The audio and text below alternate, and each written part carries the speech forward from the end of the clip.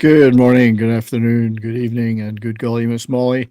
I thought I would take a little bit of time to do a short tribute to a great guitar player and songwriter who passed the other day, Mick Ralphs, who at the age of 81 sadly departed this world, but in his heyday, indeed many years following that, was a major force in British rock, particularly. Not often a guy gets to be a founder member of two very distinctive and extremely popular acts, also acts that are a little bit dissimilar from each other. First of all, with Mott The Hoople, and then with Bad Company. And just looking at the Bad Company website, they did a nice tribute to their bandmate. You can see Simon, Kirk, and Paul Rogers with Mick. Three of the four founders of the band, Boz Burrell being the other one. The tributes on here are pretty heartfelt. Paul Rogers of Free first met Mick Ralphs in 1971 after an inspired jam session and a mutual sharing of songs. Ralphs made the bold decision to leave Mott The Hoople, who were having a lot of success, and form a new band with Rogers, and Bad Company was born. And they were actually the first band other than Zeppelin signed to Zeppelin's Swan Song label. So lots of nice memories shared here by his surviving bandmates. The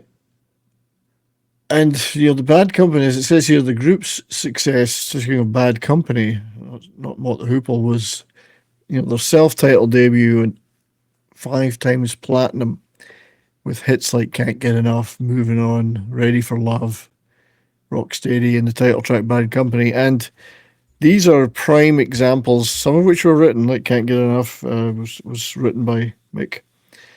Ready for Love was written by Mick. The prime examples of his guitar sound. Now, this is not a guy who believed that more being flashy or more notes is better. Very much of the school of in service to the song. Tight player, fantastic riffs, brilliant rhythmically. Not to say that he couldn't do the most incredible solos, he could too, but he was more of a soulful player, in my opinion.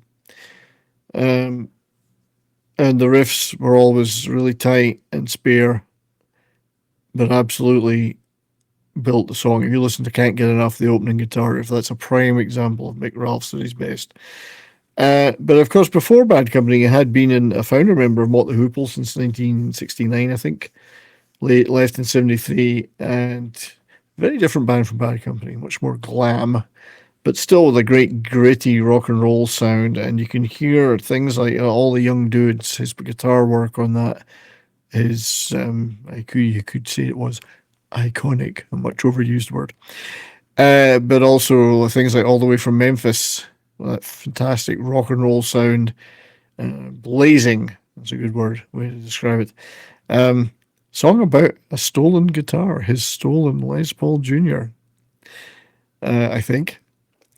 And Ian Hunter, his bandmate in Mott The Hoople, who he toured with many years later as well, called him a master. Those early Mott records are fantastic, very raw, rock and roll with a glam edge. Fantastic band. But then that wasn't one band, great band wasn't enough. Then came Bad Company. A bluesier sound,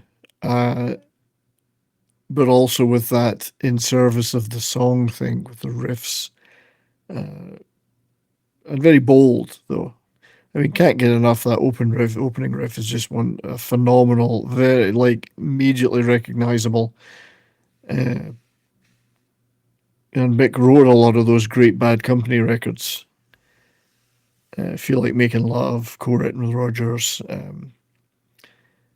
Some fantastic guitar playing in that. I mean, you got to listen to it. There's no way you can describe it verbally, and certainly I can't. So excellent, excellent guitar player, great writer,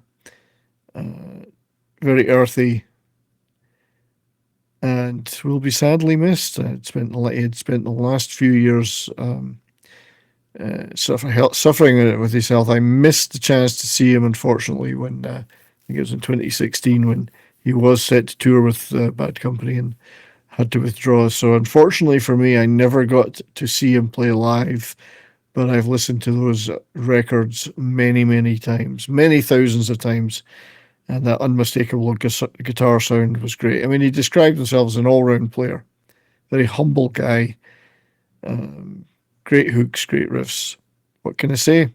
Sadly missed, another great one gone, but left behind a fantastic legacy of music. So great memories.